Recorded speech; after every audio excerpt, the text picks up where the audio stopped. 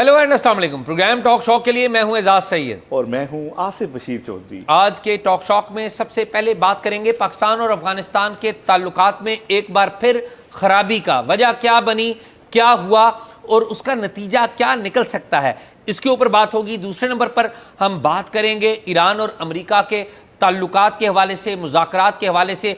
क्या दोनों मुल्कों के दरमियान अमन मुआहदा दस्तखत होने जा रहा है या नहीं। तीसरे नंबर पर हम पाकिस्तान की सियासत में एक बड़े स्कैंडल के हवाले से बात करेंगे।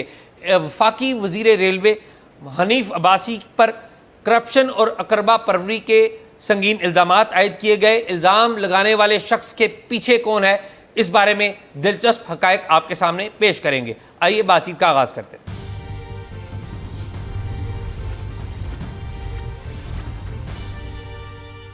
मैं ठीक हूँ। मैं तो बीमार था, लेकिन पीछे से आप बड़े मसरूफ़ थे और आप भी प्रोग्राम नहीं कर सके।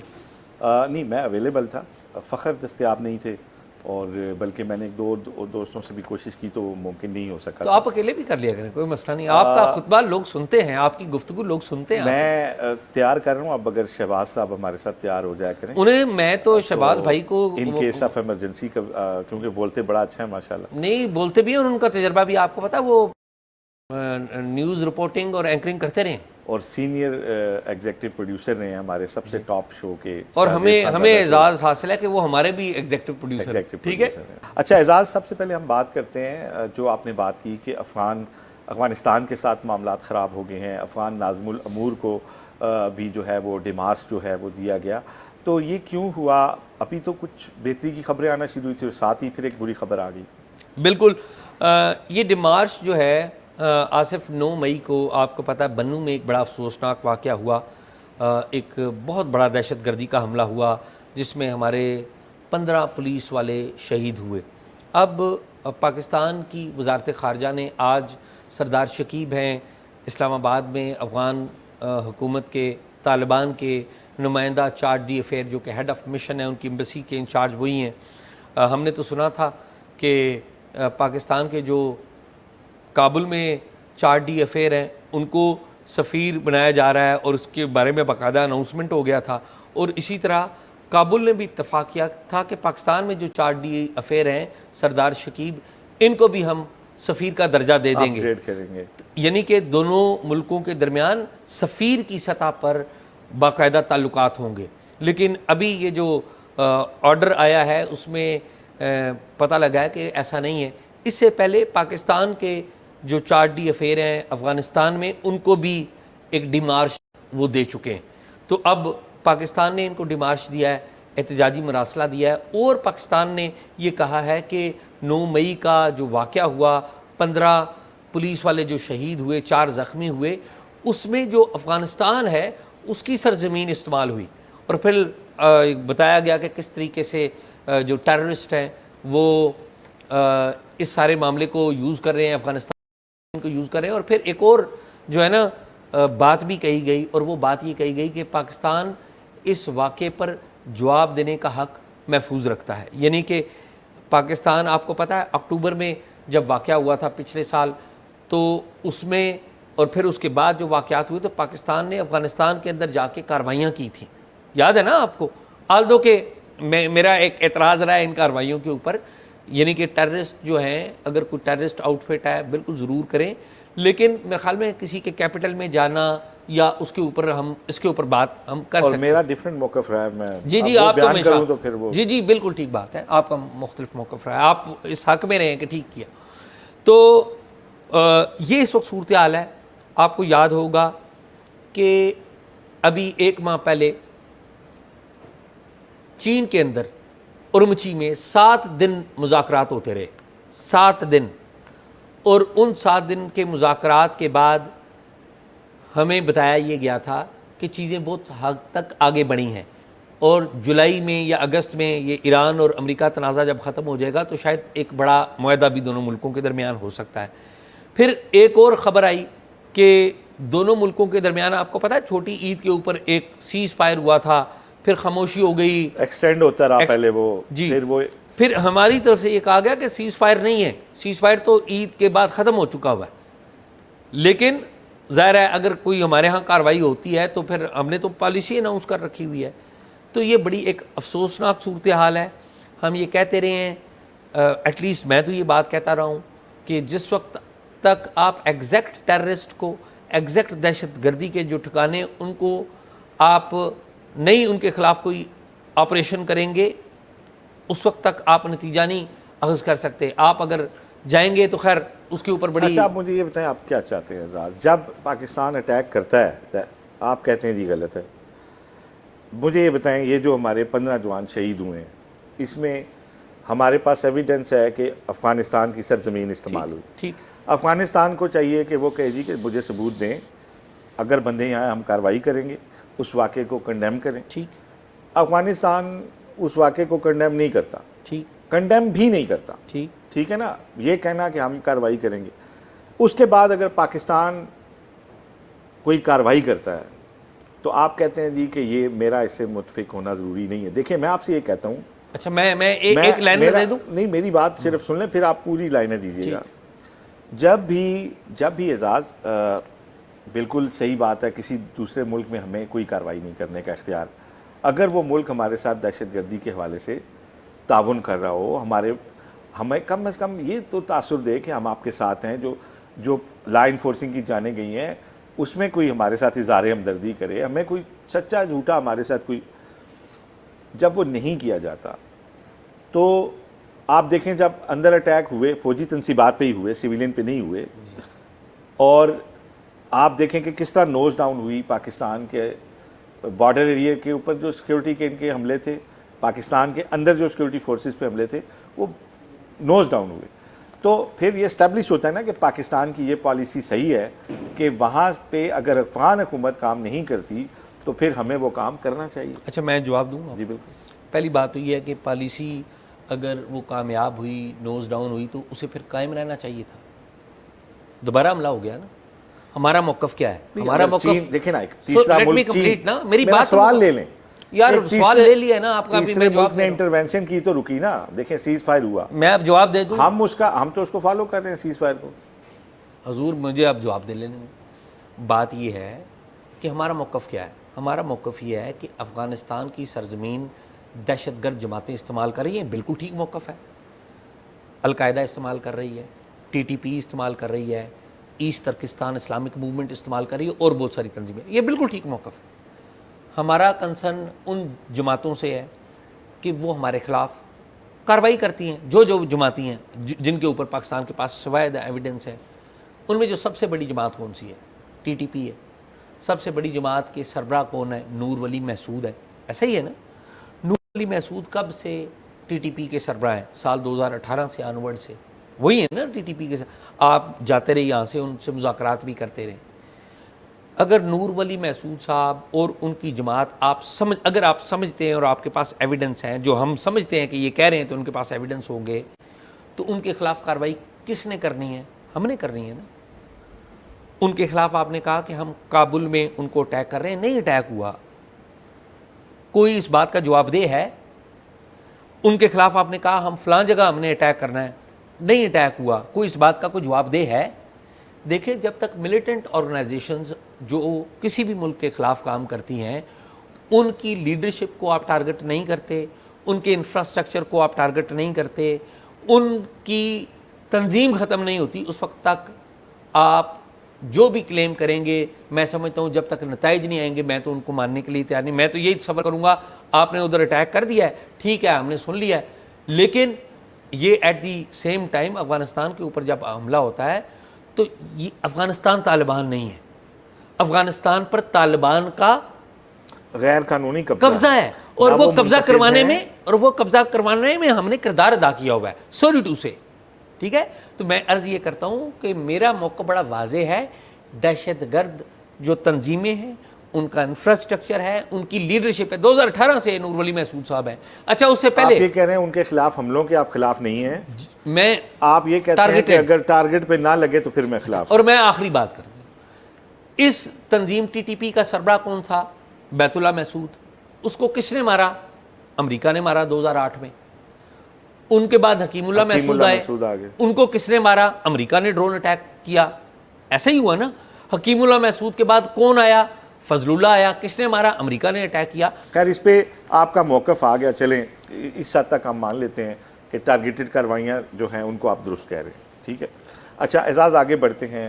اس پہ تو یہی تھا آج. میرے خیال میں یہی ہے. ایران کے حوالے سے بڑا لمبا چوڑا ٹویٹ آ گیا. انہوں نے کہا جی کہ ان کو تو بڑا وہ ہمارا بیوقوف سا صدر مل گیا تھا, وہ جو تھا ہمارا پچھلے جو صدر تھے جو 8 سال رہے تھے جو بائیڈن سے پہلے, کیا اوباما, اور انہوں نے جو پیسے دیے تو یہ طاقتور ہو گئے اور انہوں نے تو کبھی سوچا نہیں تھا. وہ آپ نے ٹویٹ پڑھا ہوگا. تو یہ ماحول خراب, اس طرح کے بیانات تو اس وقت دیے جاتے ہیں جب کسی جگہ پہ ڈیڈ لاک ہو, دباؤ میں لینا ہو کسی کو. تو کیا آپ کو نظر آ رہا ہے مذاکرات ہو رہے ہیں, نہیں ہو رہے, کوئی ڈیڈ لاک ہے؟ آصف, حقیقت یہ ہے کہ یہ جنگ امریکہ ہار چکا ہے. امریکی صدر ڈونلڈ ٹرمپ اس طرح کے بیانات دیتے ہیں کہ ان کی اپنی ڈومیسٹک آڈینس ہے. انہوں نے ستمبر میں مڈ ٹرم الیکشن لڑنے جانا ہے, ٹھیک. اب امریکی صدر کیا کہتے ہیں؟ نومبر میں, ٹھیک ہے, انہوں نے الیکشن لڑنے جانا ہے. اب صورتحال ہے کہ پاکستان, امریکہ بےتاب ہے کہ ایران کے ساتھ کوئی معاہدہ ہو جائے. امریکہ کی پہلی خواہش یہ تھی کہ امریکی صدر نے ابھی آپ کو پتہ ہے 13, 14, 15 کو جانا ہے, چائنا جانا ہے. تو ان کی پہلی بڑی خواہش تھی کہ چین جانے سے پہلے ہم یہ مسئلہ ختم کر لیں. ایرانیوں نے کوئی جواب نہیں دیا, اور بڑا جو جواب دیا تو اس میں ایسی ایسی باتیں لکھی جو ان کو قابل قبول نہیں. اور پاکستان کی کیا خواہش ہے؟ پاکستان نے اپنے آپ کو ری انوینٹ کیا ہے ڈپلومیٹکلی. ایسے ہی ہمارا ایک امیج پورا چینج ہوا ہے جس کے دنیا میں تو اثرات ہیں ہی ہیں, پاکستان کی انٹرنل پالیٹکس کے اوپر بھی بڑے اثرات پڑے ہیں, ٹھیک ہے. ووٹ نہیں بنا, میں ووٹ کی بات نہیں کر رہا ہوں, لیکن پالیٹکس کے اوپر اثرات بنے. پاکستان چاہتا ہے اور نیک نیتی سے چاہتا ہے کہ امریکہ اور ایران کے درمیان صلح ہے وہ ہم کروا دیں, ہم مسلم دنیا کا ایک نیا چہرہ بنیں, ہماری عزت. یہ نیک نیتی سے یہ پوری کوششیں ہو رہی ہیں. 80 گھنٹے بعد ٹول بھی کٹنا شروع کر دینے ہیں. جی ٹھیک بات ہے, یہ پتہ لگتا ہے کچھ بھی نہیں ہوا. جی ٹھیک بات. بالکل ڈفرینٹ ڈائنامکس تھی جب 28 فروری سے پہلے اسٹریٹ آف ہارموز کا چکر ہی نہیں تھا. آج آپ بیٹھے ہوئے ہیں اسٹریٹ آف ہارموز کے اوپر. آپ نے کہا, امریکہ نے کہا کہ ہم اسٹریٹ آف ہارموز کا بلاکیڈ کریں گے تو ایران شور جائے گا. ایران نے کوئی شور نہیں بچایا, الٹا اب امریکہ میں اناؤنس ہو گیا آج $90 $100 کے قریب پر بیرل پیٹرول مل رہا ہے. دنیا کی عوام کی چیخیں نکل گئی ہیں, ٹھیک ہے. 2 ماہ بعد $125 پر بیرل تیل ملے گا, اور امریکہ نے اپنی ڈومیسٹک وہاں پہ امریکی عوام کو اس بات کا پتہ لگ گیا ہے. تو تباہی کس کی آئے گی؟ عام آدمی کی, عام دنیا میں رہنے, اور اس کا سب سے بڑا ڈیمیج کس کو ہوگا؟ امریکہ کو ہوگا. ایسے ہی ہے. ابھی ایک اور ڈیولپمنٹ آصف ہونے جا رہی ہے. ایران کے وزیر خارجہ انڈیا جا رہے ہیں 13 اور 14 تاریخ کو, مئی کے وسط میں. ہندوستان میں برکس کی میٹنگ ہو رہی ہے. برکس آپ کو پتہ ہے ایک تنظیم ہے جس کا فاؤنڈنگ ممبرز میں انڈیا ہے, اور برازیل, رشیا, انڈیا, چائنا اور ساؤتھ افریقہ یہ اس کے ممبرز ہیں. 11 ممبرز مستقل اس کے بن چکے ہوئے ہیں. پاکستان نے بھی درخواست اس کی دی ہوئی ہے. پاکستان کی حمایت چین بھی کرتا ہے اور ملک بھی کرتے ہیں, لیکن انڈیا اس کو اپوز کرتا ہے. اب برکس اجلاس میں شرکت کے لیے کس کو دعوت دی گئی ہے؟ عباس اراغچی کو دعوت دی گئی ہے جو کہ ایران کے وزیر خارجہ ہیں. اب برکس کی جو میٹنگ ہوگی اس میں کون کون آئے گا؟ سعودی عرب کے وزیر خارجہ بھی وہاں پر آئیں گے, رشیا کے وزیر خارجہ بھی وہاں پر آئیں گے, چین کے وزیر خارجہ بھی آئیں گے, انڈیا کے وزیر خارجہ تو وہاں پر ہوں گے ہی, ٹھیک ہے. تو ایک بڑی دلچسپ صورتحال پیدا ہو رہی ہے. میرا یہ جہاں تک خیال ہے کہ دیکھیں ایران کے اندر ایک اور سوچ بھی پائی جاتی ہے. وہ یہ سوچ یہ پائی جاتی ہے کہ دیکھیے پاکستان جو ہے وہ امریکہ پہ ڈپینڈ بھی کرتا ہے, IMF کے والے سے اور بہت ساری چیزوں کے والے سے. وہ یہ کہتے ہیں کہ چین امریکہ پہ ڈپینڈ نہیں کرتا, پاکستان امریکہ کی گارنٹی تو نہیں دے سکتا. اور وہ رائٹلی دیکھیں لیبنان کے ایشو پر ہم ان کو گارنٹی تو نہیں دے سکے. جو پہلا سٹیٹمنٹ تھا جب سیز فائر ہوا تو اس میں لکھا ہوا تھا لیبنان, اسرائیل نے لیبنان پر حملہ کر دیا. امریکہ نے کہا کہ جی لیبنان جو ہے وہ اس کے مذاکرات ہم کرواتے ہیں. تو بیک آؤٹ کون کیا؟ امریکہ بیک آؤٹ کیا نا.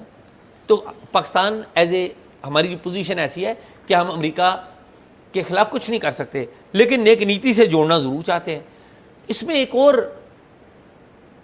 پہلو بھی آیا ہے، امریکہ چاہتا ہے کہ جنوا میں مذاکرات ہوں، قطر بھی آیا، قطر چاہتا ہے کہ مذاکرات دوحہ میں ہوں، جہاں پر افغانستان کے ساتھ جو پیس ڈیل کروائی تھی، اور دوحہ میں اگر ہوں گے تو اس میں بھی پاکستان کا بڑا رول ہوگا، کیونکہ امریکہ طالبان جو پیس ڈیل ہوئی تھی وہ دوحہ میں ہوئی تھی 2020 میں، فروری 2020 میں۔ تو دوحہ کا اور قطر کا یہ خیال ہے کہ پاکستان آپ کوششیں کر لیں، لیکن آپ جو پیس ڈیل ہے وہ ادھر کروائیں، اور پاکستان کی ظاہر کوشش ہے۔ مجھے لگ رہا ہے کہ شاید میری بڑی دلی خواہش ہے کہ اسلام آباد میں پیس ڈیل ہو۔ مجھے لگ رہا ہے کہ شاید اب پاکستان کوششیں تو کر رہا ہے، لیکن چیزیں ہمارے ہاتھ میں اس طرح سے نہیں ہیں۔ تو لیٹس سی کہ کیا ہوتا ہے۔ تو مجھے فوری طور پہ یہ معاہدہ ہوتا ہوا نظر نہیں آ رہا۔ ہاں، مجھے اعزاز یہ لگتا ہے کہ کیونکہ اس وقت مذاکرات کامیاب نہ ہونے دینے کے لیے، آپ کو پتہ ہے نا کہ اسرائیل کی بڑی خواہش تھی کہ مذاکرات کامیاب نہ ہوں، اور ایک دفعہ تو دونوں ملک بہت قریب آ گئے، دونوں نے ایڈمٹ بھی کیا تھا اس بات۔ اس کے بعد پاسداران کی طرف سے تھوڑی سختی برتی گئی، اور پاسداران کے حوالے سے جو بات کی جاتی ہے کہ ان کے اندر بہت زیادہ اسرائیلی پینیٹریشن ہے، کیونکہ ان کے آرمی چیف یا ان کے انٹیلیجنس چیف جو ہیں وہ پہلے حلے میں ہی مارے جاتے ہیں، اور وہ اندر سے ہی مخبری ہوتی ہے۔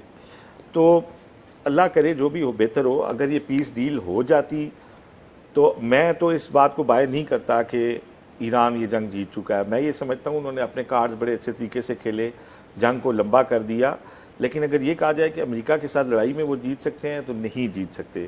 امریکہ کو بروٹیلٹی زیادہ اپنی کرنی پڑے گی، لیکن ہو کیئرز، فلسطین کے ساتھ جو کچھ ہوا کیا ہوا، اقوام عالم، اقوام متحدہ، سارا چین بھی یہی تھا، کیا ہوا؟ کوئی آگے تو نہیں آیا۔ اچھا آصف، میں ایک بات وضاحت کر دوں، میں نے ایک بات کہی ہے کہ امریکہ جنگ ہار گیا ہے، میں نے یہ نہیں ایران جیت گیا۔ ایران کا موقف یہ ہے کہ ہم جنگ جیت گئے، ٹرمز ہماری ہونی چاہیے، ٹھیک ہے؟ میرا خیال ہے امریکہ کی حالت جو ہے اس سارے معاملے میں وہ نازک ہے، لیکن اگر بات جنگ کی طرف چلی گئی، مرنے مارنے پہ چلی گئی، تو ظاہر ہے کہ فوجی طاقت تو امریکہ کی زیادہ ہے، اور پھر اگر اس میں تو میرا خیال ہے ایران کو کلیم کرنے کے لیے کوئی بندہ چاہیے ہوگا کہ ہم جیتے ہیں جنگ، کیونکہ آصف امریکہ جو ہے نا، دو طرح کی ہیجیمنی ہوتی ہے، ایک ہوتی ہے پولیٹیکل ہیجیمنی اور دوسری ہوتی ہے فوجی ہیجیمنی۔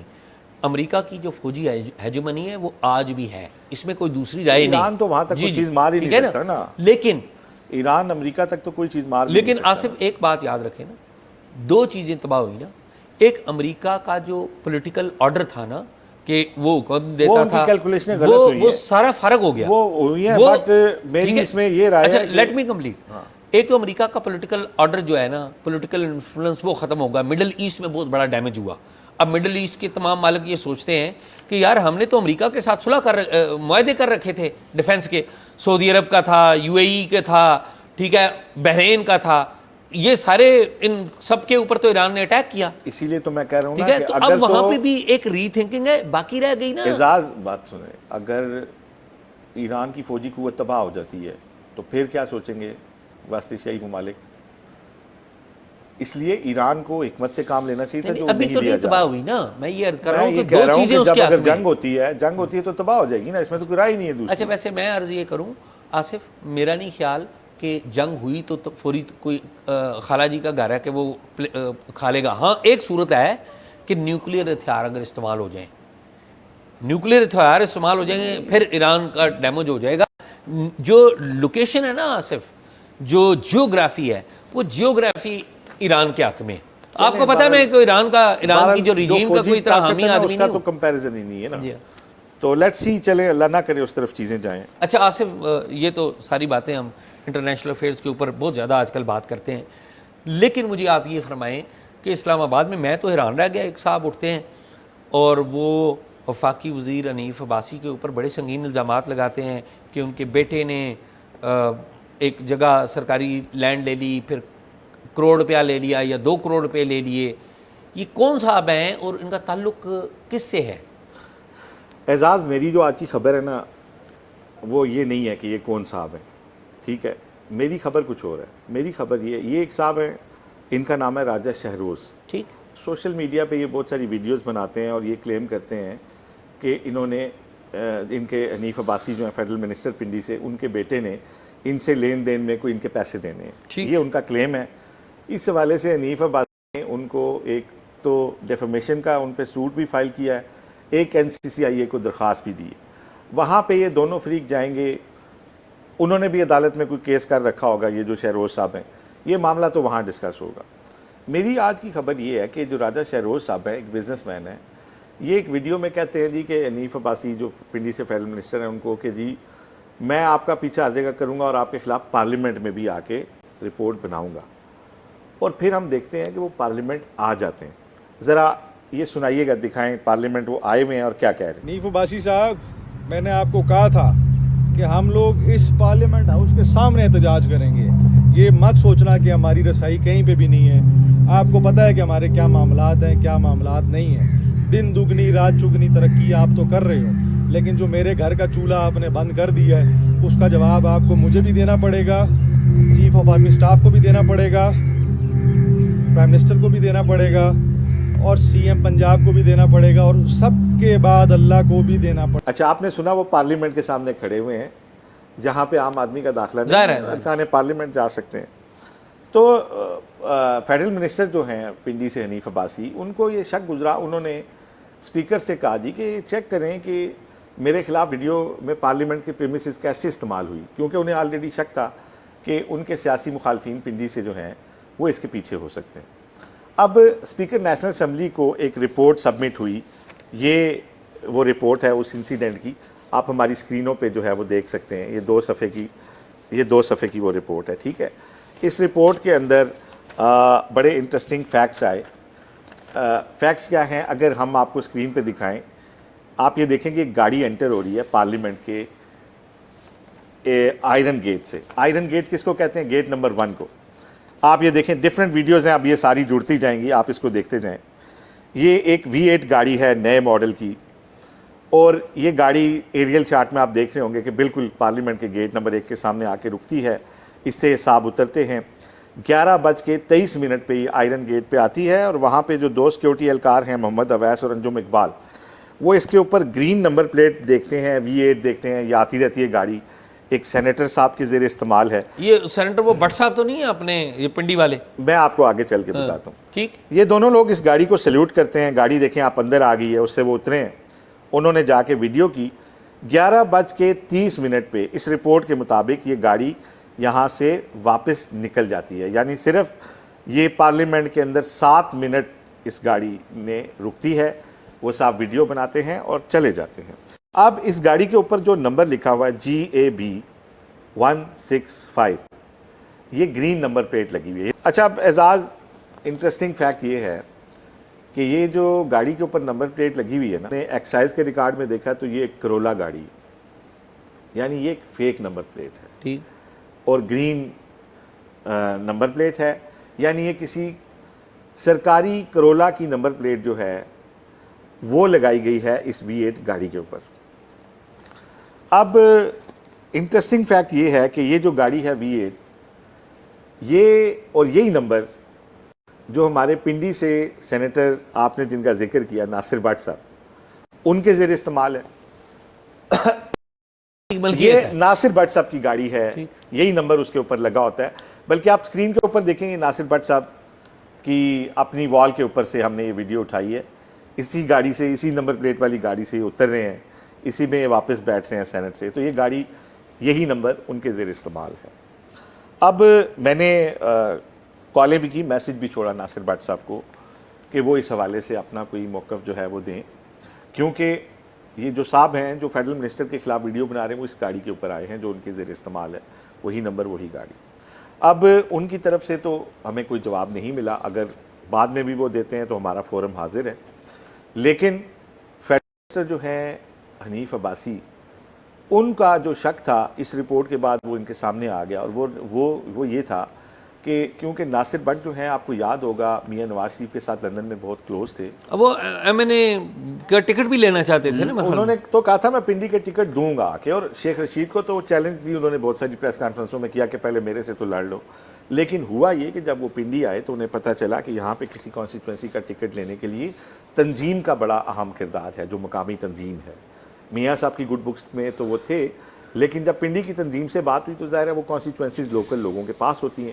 پھر انہوں نے بڑی کوشش کی کہ حنیف عباسی کے ساتھ نیچے ایم پی اے کا الیکشن لڑنے, لیکن حنیف عباسی اس وقت اڑ گئے تھے, مجھے یاد ہے میں مسلم لیگ نون کی بیٹ بھی کور کرتا ہوں, وہ اس وقت اڑ گئے تھے کہ اگر ان کو ایم پی اے نیچے لایا گیا تو میں الیکشن کنٹیسٹ نہیں کروں, میں دستبردار ہو جاؤں گا ٹکٹ سے, کیونکہ میرے ونگز میں جو 2 ایم پی اے ہیں میں انہی کو ساتھ لے کے چلوں گا. اور پھر پارٹی نے اس شرط پہ جو ہے ان کی بات مان لی تھی کہ ناصر بٹ صاحب جو ہیں ان کو پھر سینٹ کا ٹکٹ دیا گیا, ٹھیک ہے, اور حنیف عباسی کے ساتھ وہی دونوں ایم پی ایز لڑے ان کے ساتھ جن کو وہ لینا چاہ رہے تھے, اور وہ دونوں ایم پی ان کے ساتھ ہیں ابھی بھی.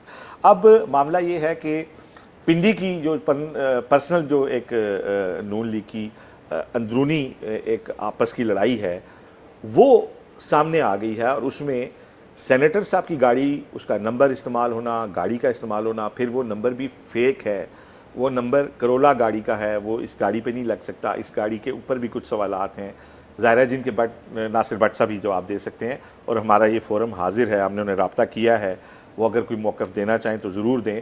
لیکن جو ان کا ایک ڈپرائیو وہ سمجھتے تھے کہ مجھے کوئی کانسٹیچوئنسی نہیں مل سکی پنڈی میں حنیف عباسی کی مخالفت کی وجہ سے, اب جو یہ اقدام ہوا ہے, یہ جو صاحب شہروز ہیں جو یہ ویڈیوز کرتے ہیں, ان کا ایک سینیٹر کی گاڑی پہ آنا پنڈی کی جو پالیٹکس ہے نون کی انٹرنل, اس کے حوالے سے یہ بڑی ایک فیٹل ویڈیو ہے جو یہ اسٹیبلش کرتی ہے کہ پنڈی کی نون لیگ کی جو پالیٹکس ہے اس کے اندر سب اچھا نہیں ہے.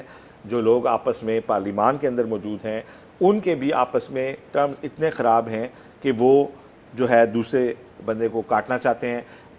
جب انیشلی یہ جب گاڑی اندر آئی تو یہ خیال کیا گیا کہ شاید کوئی پی ٹی آئی کے کوئی ایم این اے یا پارلیمنٹیرین ان کو اپنے ساتھ لے آئے ہوں گے, یا ایک شبہ یہ بھی تھا کہ کوئی ہو سکتا ممکن ہے کسی جرنلسٹ سے نے جو ہے ان کی ہیلپ کی ہو آنے میں, ان کے اندر آنے میں.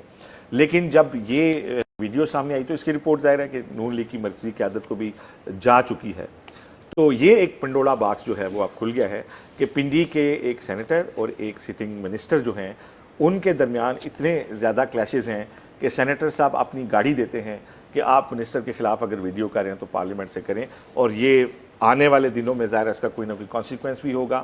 اور نون کے لیے بہرحال یہ خطرے کی گھنٹی ہے کہ بجائے اس کے کہ ان کی تنظیم آپس میں کوئی لوگوں کو ڈیلیور کرتی, آئندہ الیکشن کی تیاری کرتی, صورتحال اس قدر خراب ہے کہ ایک دوسرے کے خلاف ویڈیوز کے لیے اگر وسائل دیے جائیں, دوسرے کو پیٹرنائز کیا جائے اپنے لوگوں کے خلاف, تو یہ سٹوری. اچھا آصف, میں نے آپ کی بات پوری غور سے سنی ہے. ہاں جی.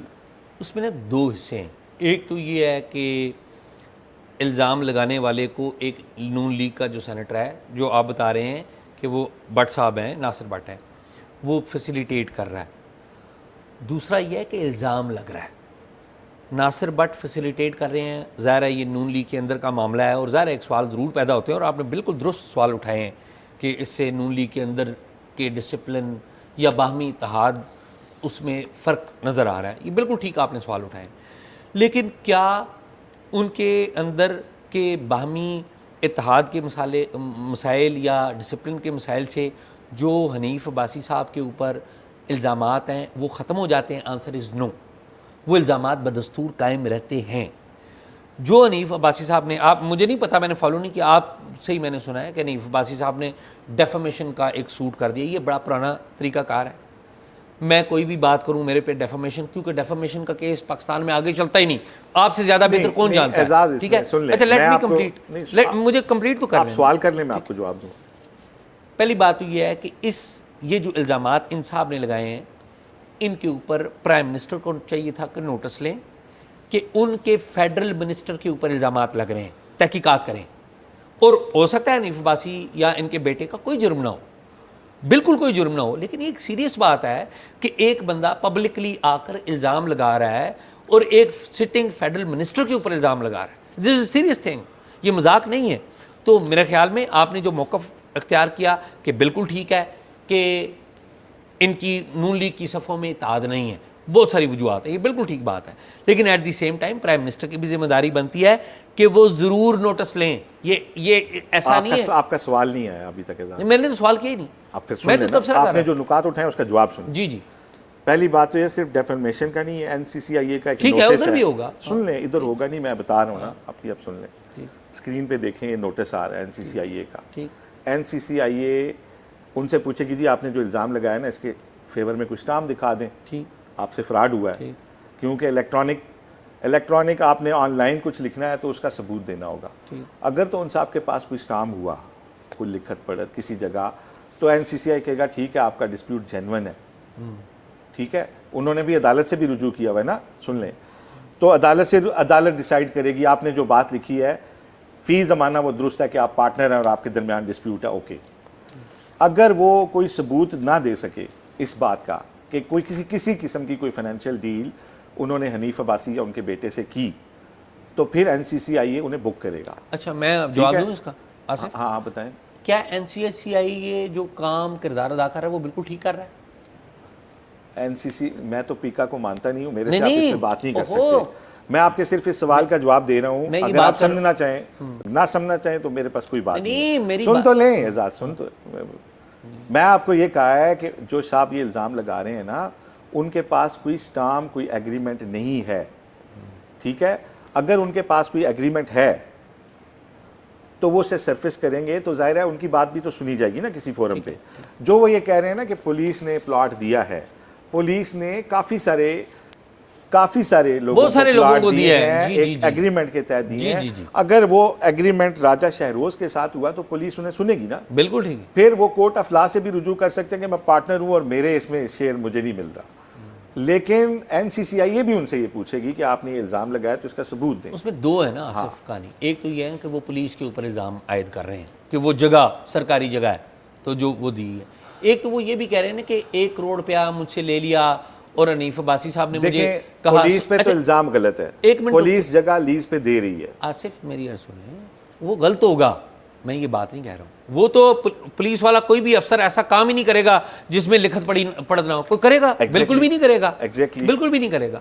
دوسری بات، وہ جو پیسے لینے کی بات وہ کر رہے ہیں نا، میں ایک بات کہی، ایسے آصف ہمارے زندگی میں معاملات ہوتے ہیں جو لکھت پڑھت نہیں ہوتی، ٹرسٹ میں بھی ہو جاتی ہیں چیزیں، ہاں اس کا ہمارے پاس کوئی نہ کوئی ایویڈنس، ہم تو اس پہ بات تب کریں گے نا جب کوئی کاغذ ہوگا۔ جی ہاں، پولیس کے پاس ایک کاغذ ہے کہ انہوں نے 15 سال کی ایک لیز دی ہے، بالکل ٹھیک بات، جس سے دی ہے وہ اس سے ڈیل کریں گے، اگر وہ ان پہ کوئی الزام لگاتا ہے تو وہ جانے اور پولیس جانے، اگر اس میں شہروز صاحب پارٹنر ہوئے تو ڈیفینیٹلی پولیس انٹرٹین کرے گی۔ میری یہ معلومات ہے کہ ان کے پاس کوئی اسٹامپ نہیں ہے۔ آپ کی بالکل ٹھیک معلومات ہوں گی۔ میرا پوائنٹ یہ ہے کہ NCCIA اس کے کردار کے اوپر ایک سوالیہ نشان ہے، NCCIA کے کردار کے اوپر میں ایز اے جرنلسٹ سمجھتا ہوں کہ ان کے کردار کے اوپر ایک سوالیہ نشان ہے۔ اس ملک کے ایک وزیر کے اوپر الزام لگا ہے، میرا یہ ہمبل رائے ہے اور آپ بالکل ایگری نہ کریں اس سے، کہ اس پہ میرے خیال میں NCCIA یا آپ محسن نقوی صاحب ان کے کولیگ ہیں، کوئی کچھ بھی الزام لگا لے، چاہے وہ ٹھیک بھی بات کریں NCCIA والے، تو میرے خیال میں پرائم منسٹر کو بھی دیکھنا چاہیے تھا۔ اب معاملات تو خیر آگے بڑھ گئے ہیں، پرائم منسٹر ابھی بھی نوٹس لینا چاہیں تو میں اس کے خلاف نہیں ہوں، میں آپ کی ایک بات کا جواب دے رہا ہوں۔